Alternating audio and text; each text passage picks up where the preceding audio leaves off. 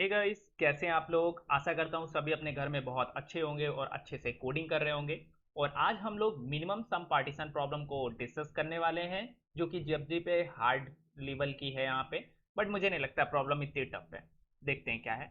ये क्वेश्चन कहता है कि given an array of size n, ठीक है, containing non negative integers, the task is to divide into sets s1 and s2 such that absolute difference between their sum is minimum and find the minimum difference।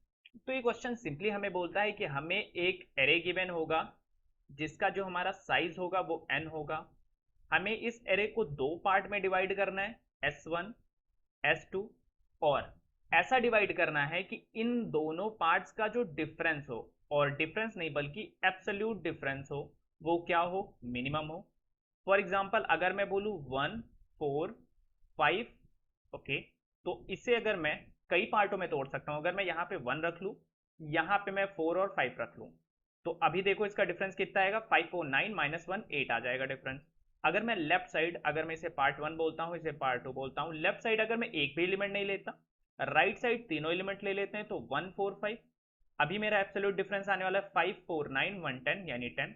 तो maximum जो मेरा absolute difference आएगा वो सम of elements के बराबर आएगा, जब हम एक पार्ट में एक भी एलिमेंट ना लें और दूसरे पार्ट में सारे एलिमेंट ले लें।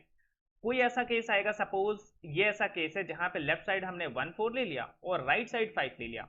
इस केस में जो हमारा डिफरेंस आएगा वो आएगा 5 -5 यानी 0।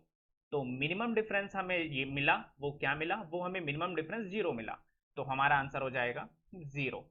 तो यार बहुत ही आसान प्रॉब्लम है, 0 1 नैपसैक जैसी ही है। देखते हैं, पहले हम लोग इसकी रिकर्सिव अप्रोच लिखेंगे, फिर हम इसकी आइटरेटिव अप्रोच लिखेंगे। हाँ, बट यहाँ पे जो हमारी रिकर्सिव अप्रोच है और जो आइटरेटिव अप्रोच है, ये दोनों एक दूसरे से थोड़ी डिफरेंट होने वाली हैं। तो पहले देखते हैं कि कैसे हम लोग रिकर्सिव अप्रोच लिखने वाले हैं। तो रिकर्सिव अप्रोच लिखने से पहले यहाँ पे एक बात ध्यान देना कि हम एक यहाँ पे वेरिएबल बनाते हैं सम नाम का। जो सम क्या होगा, सम ऑफ एरे, यानी एरे के सारे एलिमेंट्स का सम हो जाएगा। और दूसरा, एक बात बताओ, अगर कभी भी हमें पार्ट 1 पता है क्वेश्चन में, तो क्या पार्ट 2 अपने आप निकाला जा सकता है। पार्ट 1 अगर मेरा x है तो पार्ट 2 मैं कह सकता हूं सम माइनस पार्ट 1। इसका मतलब अगर हमें पार्ट 1 पता है, एक पार्ट पता है, तो दूसरा पार्ट निकालने के हमें अपने आप निकाल लेंगे। तो अगर हम लोग एक रिकर्सिव फंक्शन लिखें जिसका नाम बोल दे सॉल्व, जो कि हम लोग 0 1 नैपसैक और आगे आने वाली जितनी भी प्रॉब्लम्स थी वो हम सब में ऐसा ही कुछ करते आ रहे थे। पहला एलिमेंट हम लोग लेते थे n, दूसरा लेते थे पार्ट 1, ठीक है, और तीसरा हम लोग ये सम नाम का वेरिएबल लेते हैं जो कि टोटल सम को होल्ड करेगा, सम, कैपिटल में सम, ठीक है। अब मेरा देखो, हर बार हम लोग रिकर्सिव कॉल कर रहे हैं तो हम लोग तीन चीजें पास कर रहे हैं, एक n है, एक p1 है, एक सम है। n का मतलब है कि मैं nth एलिमेंट पे हूं अभी, अगर मेरे पास एरे में n एलिमेंट है। P1 क्या है, P1 क्या है कि अभी मेरा पार्ट 1 इधर है, पार्ट 2 इधर है। पार्ट 1 में क्या समेसन है और पार्ट 2 में क्या समेसन है। अगर हमें पार्ट 1 का समेसन पास करेंगे, पार्ट 2 का समेसन अपने आप मिलता जाएगा। और स्टार्टिंग में जो हम लोग सॉल्व फंक्शन कॉल करेंगे वो कुछ ऐसा कॉल करेंगे कि नंबर ऑफ एलिमेंट्स मेरा कैपिटल N है, जो कि स्टार्टिंग में दिया होगा। स्टार्टिंग में पार्ट 1 में हम लोग सारे एलिमेंट ले लेते हैं, ठीक है, जितने भी एरे के एलिमेंट है सब पार्ट 1 में स्टार्टिंग में डाल देते हैं। लाइक अगर यहाँ पे 3 एलिमेंट है तो तीनों एलिमेंट यहाँ पार्ट 1 में, और पार्ट 2 में स्टार्टिंग में क्या हो जाएगा, 0 हो जाएगा। तो स्टार्टिंग में हम लोग कैपिटल सम पास कर देते हैं यहाँ पे। और जो थर्ड वेरिएबल है वो तो बेसिकली सम है, जो ये चेंज नहीं हो रहा है, ये हम हर बार ऐसे ही पास कर रहे हैं ताकि हम पार्ट 2 निकाल सकें। तो यहाँ पे भी हम लोग सम पास कर देते हैं। ये जो मुझे रिटर्न करेगा, ये मुझे बेसिकली क्या रिटर्न करना चाहिए, ये रिटर्न करना चाहिए कि मिनिमम कितना डिफरेंस हो सकता है। बात सही है, ठीक है। तो हम लोग जैसे ही सॉल्व फंक्शन में आगे बढ़ते हैं, क्या हम लोग पार्ट 2 निकाल सकते हैं। Part 2 is equal to sum minus part 1। तो यार यहाँ पे हम लोग को बेस कंडीशन एक लगानी है, और बेस कंडीशन लगाने से पहले ये देख लेते हैं कि हम लोग इस प्रॉब्लम को सॉल्व कैसे करेंगे। तो स्टार्टिंग में पार्ट 1 में सारे एलिमेंट गिवन है, पार्ट 2 में एक भी एलिमेंट नहीं गिवन है, तो पार्ट 2 स्टार्टिंग में एम्प्टी होगा। मेरे पास एरे के ढेर सारे एलिमेंट हैं, मैं nth एलिमेंट आखिरी एलिमेंट से स्टार्ट कर रहा हूं, तो मैं पहले आखिरी एलिमेंट पे पहुंचूंगा। ओके, मैं यहां पे जाके खड़ा हो गया। आखिरी एलिमेंट की कोई वैल्यू होगी, सपोज दैट वैल्यू होगी 5 या 6, कुछ भी वैल्यू हो सकती है। नाउ अब मेरे पास कितनी चॉइसें हैं, मेरे पास दो चॉइसें हैं। कौन कौन सी चॉइस, क्योंकि देखो पार्ट 1 में तो मैंने सारे एलिमेंट रख दिया, पार्ट 1 में सारे एलिमेंट रख दिया।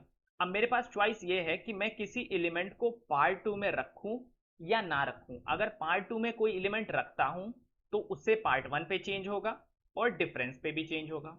तो मेरे पास दो चॉइस हैं हर स्टेप पे, या फिर मैं पार्ट वन में कोई एलिमेंट डाल देता हूं या फिर पार्ट टू में कोई एलिमेंट नहीं डालता। सपोज टोटल सम इसका है 25, अभी का जो मेरा आखिरी एलिमेंट है वो है 5। मैंने इसे चूज करा कि मैं इस वाले एलिमेंट को पार्ट टू में रखूंगा। अगर मैं पार्ट टू में रखूंगा तो पार्ट टू का समेसन कितना हो जाएगा, पार्ट टू का समेसन हो जाएगा 5 जो कि स्टार्टिंग में 0 हुआ करता था। पार्ट वन का समेसन कितना हो जाएगा, अगर मैं किसी एलिमेंट को पार्ट वन से निकाल के पार्ट टू में रख रहा हूं, याद रखना स्टार्टिंग में पार्ट जितने भी एलिमेंट हैं वो सब पार्ट वन में रखे हैं। अगर मैं एक एलिमेंट को इस वाले पार्ट में ऐड करता हूं, इसका मतलब मुझे इस पार्ट वन से तो निकाल के ऐड करना पड़ेगा ना। तो इस पार्ट वन का जो समेसन हो जाएगा वो क्या हो जाएगा 25 माइनस 5, और इसका समेसन हो जाएगा 0 प्लस 5। तो ये हो जाएगा 20, ये हो जाएगा 5। ये बात समझ में आ रही, यानी अगर मैं किसी एलिमेंट को यहां सोच रहा हूं कि पुट कर दूं तो मुझे पार्ट वन से निकाल के पुट करना पड़ेगा। किसी भी टाइम पे पार्ट वन का समेसन गिवन होगा, पार्ट टू का समेसन गिवन होगा, एक एलिमेंट को मैं चूज करूंगा पार्ट टू में डालने को तो पार्ट वन से निकाल के डालना पड़ेगा। इसका जो सम है वो कम हो जाएगा, इसका सम बढ़ जाएगा। और ये जो पूरा खेल है ये कब खत्म होगा, जब मैं सारे आइटम को ट्रेवल करते करते करते करते आखिरी एलिमेंट पे पहुंचूंगा, आखिरी एलिमेंट पे भी देख लूंगा, फिर यहां पहुंचूंगा, यानी अब मेरे पास कोई भी एलिमेंट नहीं बचे। और एक बात का हम लोग हमेशा ध्यान रखेंगे कि पार्ट टू को हमेशा पार्ट वन से बड़ा रखना है, क्योंकि हम लोग जब भी डिफरेंस रिटर्न करेंगे यहाँ पे तो part two minus part one return करेंगे, ठीक है।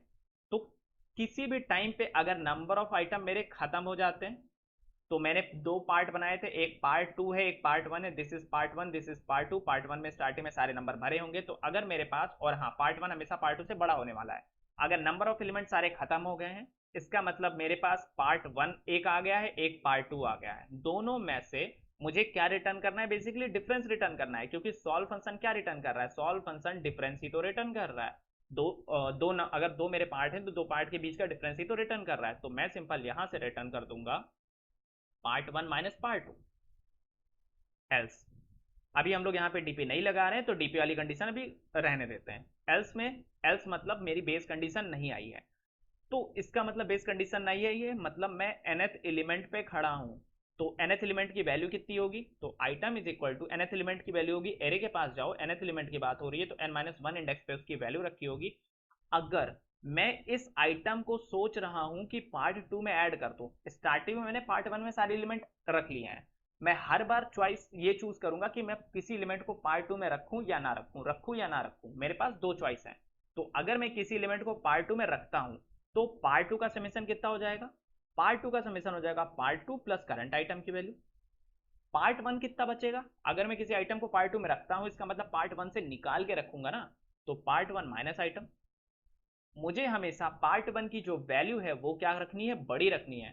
ये है पार्ट वन, ये है पार्ट टू। तो मैं ट्राई करूंगा कि अगर मैं करंट आइटम को यूज करता हूं, मैं तभी यूज करूंगा करंट आइटम को पार्ट टू में रखने के लिए जब यूज करने के बाद ऐसी कंडीशन हो, यानी पार्ट वन की वैल्यू बड़ी हो या फिर बराबर हो, तो ही मैं पार्ट इस आइटम को कंसिडर करूंगा कि रखने को, पार्ट टू में रखने को। अगर ये आइटम एलिजिबल है रखने को तो भी मेरे पास दो चॉइस है, मैं रखूं C1 या फिर ना रखूं। एल्स, एल्स पार्ट में इसका मतलब वो आइटम एलिजिबल ही नहीं है पार्ट टू में रखने को। अगर मैं पार्ट टू में रख दूंगा तो पार्ट वन का जो समेसन है वो पार्ट टू से कम हो जाएगा। तो इस केस में मेरे पास सिर्फ एक चॉइस है कि मैं इसको नहीं रखूंगा। अगर मैं इसको नहीं रखूंगा तो मेरे पास क्या हो गया, सॉल्व नाम का फंक्शन है, नंबर ऑफ आइटम एक कम हो गए, पार्ट वन उतना ही रहा क्योंकि मैंने पार्ट टू में कोई भी एलिमेंट नहीं रखा, और समेसन ऐसे ही मैं पास कर दूंगा। यहाँ पे चॉइस वन क्या है, मैं उस आइटम को सोचूंगा कि रख दूं। अगर रख दूं तो मैं सॉल्व फंक्शन कॉल करूंगा, नंबर ऑफ आइटम अभी भी एक कम हो चुके हैं। अगर मैंने आइटम को रखने को सोचा है पार्ट टू में तो पार्ट टू की वैल्यू बढ़ जाएगी और पार्ट वन की वैल्यू क्या हो जाएगी, घट जाएगी। तो मैं पार्ट वन की वैल्यू घटा के पार्ट वन माइनस आइटम कर दूंगा और सम ऐसा ही रहेगा। और चॉइस टू यहाँ पे क्या है कि मैं उस आइटम को ना रखूं तो भी नंबर ऑफ आइटम एक कम हो जाएगा, पार्ट वन उतना ही रहेगा और समेसन अभी भी उतना ही रहेगा। अब मेरे पास चॉइस वन से एक वैल्यू रिटर्न होगी, यानी एक डिफरेंस रिटर्न होगा, चॉइस टू से एक डिफरेंस रिटर्न होगा। मुझे क्या चाहिए, मिनिमम डिफरेंस हमेशा रिटर्न करने को, क्योंकि इस रास्ते से मुझे सपोज दैट A1 डिफरेंस मिला, इस रास्ते से A2 डिफरेंस मिला, तो मुझे यहां से रिटर्न करना है दोनों में से जो मिनिमम है। तो मैं सिंपल यहां से रिटर्न कर दूंगा मिनिमम ऑफ A1, A2 बात समझ में आ रही है? और यहां से मैं सिंपल रिटर्न सी कर दूंगा। मैं एक बार फिर से इसको समझाता हूं। मेरे पास ढेर सारे एलिमेंट थे, एन एलिमेंट्स थे, ठीक है, और मेरे पास एक एरे था, स्टार्टिंग में कैपिटल एन की वैल्यू गिवन थी, यहाँ पे एलिमेंट्स गिवन थे, मुझे एक रिकर्सिव फंक्शन बनाना था। अब मैं रिकर्सिव फंक्शन मैं हमेशा बनाता हूँ जब डीपी या 01 ऐप प्रॉब्लम्स में, तो मुझे दो वेरिएबल चेंज करने होते हैं। एक ये वेरिएबल जो कि नंबर ऑफ आइटम है, और यहाँ पे एक और वेरिएबल होता है जो कि चेंज करना होता है। मुझे दो पार्ट्स में ब्रेक करना है, पार्ट वन पार्ट टू। अब यहाँ पे दो पार्ट्स हैं तो मैं दो पार्ट्स को साथ में हैंडल नहीं कर सकता, फिर मेरे तीन वेरिएबल चेंज हो रहे होंगे। तो मैं क्या कोशिश करूंगा, मैं सिर्फ पार्ट वन को पास करूंगा, क्योंकि मुझे पता है कि मैं पार्ट टू को आराम से निकाल सकता हूँ सम माइनस पार्ट वन करके। ठीक है, अब मैं क्या करूंगा, मैं पार्ट वन को पास करूंगा। पार्ट वन का मतलब मेरे पास ढेर सारे एलिमेंट पास हैं। हर सिचुएशन में मैं nth एलिमेंट पे जाके खड़ा हो जाऊंगा। मैं पूछूंगा कि इस एलिमेंट को मैं कहाँ पे रखूं, यानी P2 में रखूं या ना रखूं। अगर रखूंगा तो P1 से वैल्यू घट जाएगी, P2 में वैल्यू पहुंच जाएगी। और P2 को तो मैं पास नहीं कर रहा हूं, तो सिंपल P1 में वैल्यू घटा दो, वो हम P2 बाद में निकाल लेंगे। अगर मैं इस एलिमेंट को यूज करता हूं तो P1 में वैल्यू घट जाएगी, यूज नहीं करता हूं P2 में डालने के लिए तो P1 की वैल्यू उतनी ही रहेगी। दूसरा केस क्या है, मैं इस वैल्यू को यूज ही नहीं कर सकता। यूज तब नहीं कर सकता जब यूज होने के बाद, यानी पार्ट वन माइनस आइटम, ये पार्ट अगर यूज हो गया तो पार्ट वन में वैल्यू कम हो जाएगी, पार्ट टू में वैल्यू बढ़ जाएगी। पढ़ने के बाद हमने एक कंडीशन मानी थी कि पार्ट वन को मैं हमेशा बड़ा रखता हूं पार्ट टू से। तो ये करने के बाद या बराबर, ये करने के बाद मेरा ये वैल्यू बड़ी होनी चाहिए। अगर आइटम का यूज करने के बाद भी ये कंडीशन सेटिस्फाई हो रही है, मतलब मेरे पास दो चॉइस है, वरना मेरे पास सिर्फ एक चॉइस है। तो ये मेरा एक रिकर्सिव अप्रोच। एक काम करते हैं, जल्दी से इसको कर लेते हैं कोड। तो सबसे पहले हम लोग एक सम नाम का वेरिएबल लेते हैं जो कि सम ऑफ एरे होगा हमारे पास। इसे स्मॉल एन की जगह हम लोग इसे कर देते हैं कैपिटल एन। और इसके बाद हम लोग सोल्यूशन नाम का फंक्शन डिफाइन करेंगे, और इससे पहले हम लोग एक डीपी नाम की डिक्शनरी भी ले लेते हैं। डेफ सॉल्व नाम का फंक्शन है। यहाँ पे मेरे पास एक एन नाम का वेरिएबल है, एक पार्ट वन नाम का वेरिएबल है, और एक सम नाम का वेरिएबल है। अगर एन की वैल्यू 0 हो गई तो हम लोग रिटर्न कर दे रहे हैं P1 माइनस P2।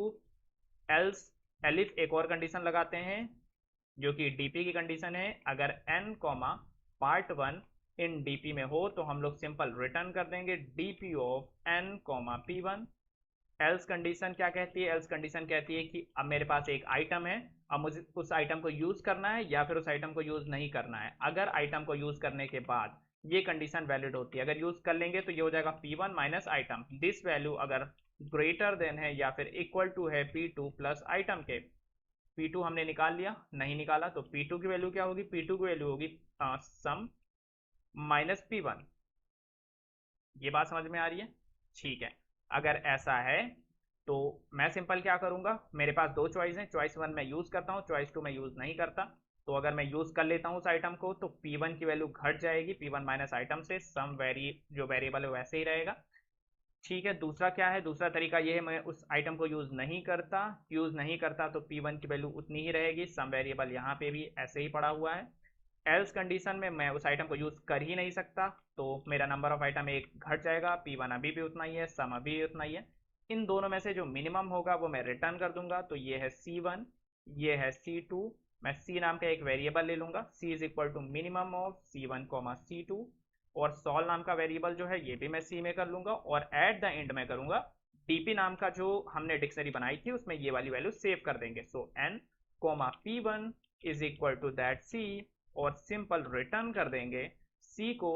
और स्टार्टिंग में हम लोग कॉल कर लेंगे सॉल्व फंक्शन को कैपिटल N के साथ। स्टार्टिंग में समेशन कैपिटल सम है और ये भी सम है, और मैं यहाँ पे सॉल्व फंक्शन को रिटर्न कर देता हूँ। और हाँ, यहाँ पे हमने कॉलन नहीं लगाया था, इसको लगा देते हैं।